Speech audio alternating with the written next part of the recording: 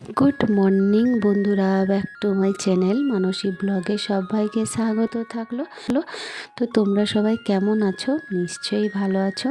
তো আমরাও সবাই খুবই ভালো আছি।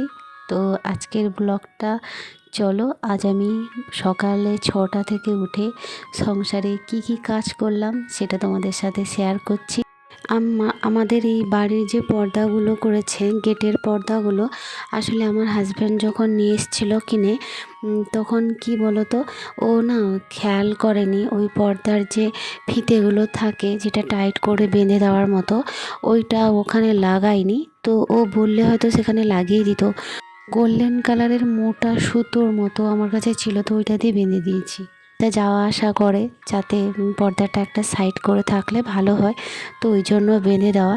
তো জানো, সকালবেলা উঠে যে আমার যে কাজটা আমি করি, সকালবেলা কি বলো তো, ঘরের মঙ্গলের জন্য এই জলটা একটু ঘুম থেকে উঠেই জলগুলো গেটের মুখে একটু ছিঁচিয়ে দিলে ভালো, সংসারের মঙ্গলের জন্য আর কি।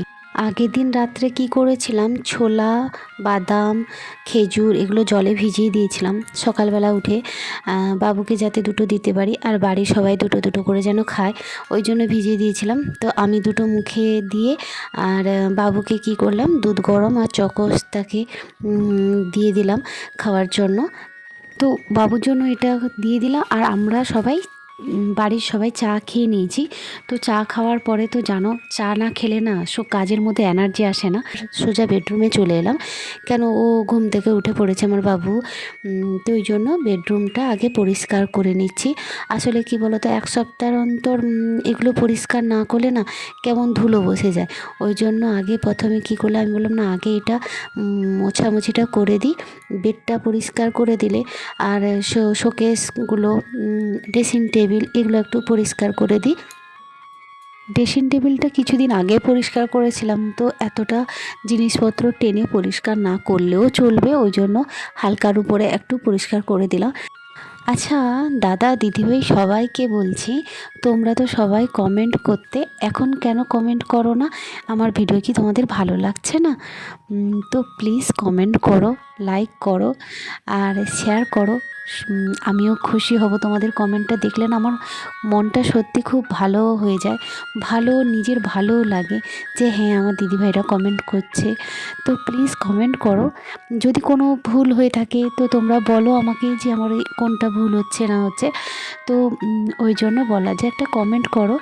আর প্লিজ যারা আমার সাবস্ক্রাইব করোনি, যারা দূর থেকে দেখছো আমার ভিডিওটা, তো প্লিজ তাদেরকে বলছি সাবস্ক্রাইব করো। বেডের উপরে দুটো বেডশিট পাতানো থাকলে একদিক দিয়ে আমার সুবিধেও হয়, কেননা একটা বেডশিট যখন নোংরা হয়ে যায় তো একটা তুলে নিই, আর একটা ভেতরে যখন থাকে ওটাই পাতানো থাকে, তো ওটাতে ওনার নোংরা হয় না, ওটাও এক সপ্তাহ চলে যাবে। তো ওই জন্য কী করি, আমার যেহেতু বড় বাচ্চা, একদম ছোট বাচ্চা নয়, তো ওই জন্য আমি আমার বিছানা এতটাও নোংরা হয় না, তো ওই জন্য এক সপ্তাহ আমার বেডশিট রেখে দিই।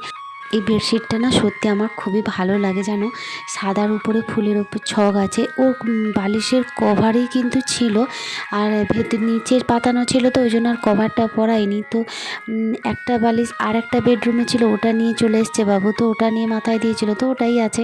আমি আচ্ছা হোক, ঠিক আছে হোক থাক। তারপরে বেডরুমটা পরিষ্কার গুছিয়ে দিয়ে চলে আসার পরে ঘরে ঝাড়ু লাগিয়ে ঘর মোছা করে স্নান করে ঠাকুর পুজো করব। এবার এই যে স্নান করে চলে এলাম, তো আমার কি জানো তো, আমার স্কিনে কোনো কোনো কিছু মানে জিনিস, আমার কোনো ক্রিম সহ্য হয় না, আমাকে প্রচুর ঠান্ডা লেগে যায়, ওই জন্য আমি বেশি কোনো ক্রিম ইউজ করতে পারি না। তো এই জন্য আমি কি করি বলো তো, ভেসলিন, যাতে ঠান্ডা মানে ঠান্ডা যেন না লাগে আমাকে, তো ওই জন্য ভেসলিন ইউজ করি আমি, ভেসলিন, ফেয়ার অ্যান্ড লাভলি ওইগুলোই ইউজ করি। তো আমার সিঙ্গার করা তো হয়ে গেল, আর স্নান করার পরে কী করলাম, জামা কাপড়গুলো যেগুলো কেচেছিলাম তো ওগুলো একটু রোদে দিয়েছি। রোদ তো সেরকম আমাদের এখানে লাগেই না, আর কি বলো তো, এখন মানে ওই বাড়িটা এমন তো মানে রোদ লাগে না, ওই জন্য এই মেশিনে কেচে শুকিয়ে দিয়েছি। তো ওই হালকা বাতাস লাগলেই শুকিয়ে যাবে। তো আমার ঘরে আমার ঠাকুর পুজো করতে চলে এসেছি, এবার পুজো করছি।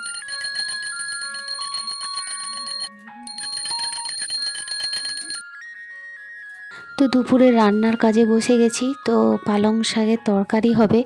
পালং শাক কাটছি, একটা একটা করে বেছে বেছে নিতে হচ্ছে। আর কি বলো তো, ওই ডাঁঠিগুলো আমি একটু কেটে দিই, ডাঁঠি রাখি না।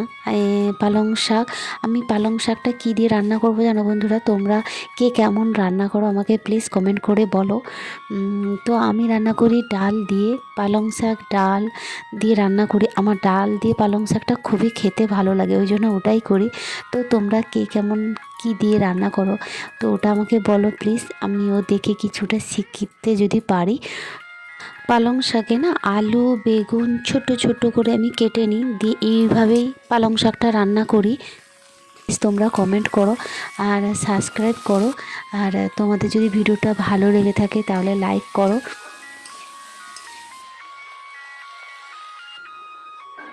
ডালটা প্রেসার কুকারে সেদ্ধ করে নিয়েছি, কেন তাড়াতাড়ি হয়ে যাবে বলে। তো ডালটা সেদ্ধ হয়ে গেছে, কড়াতে ঢেলে দিলাম। আর ফুলকপি আলু চিংড়ি মাছ দিয়ে ঝোল করেছিলাম।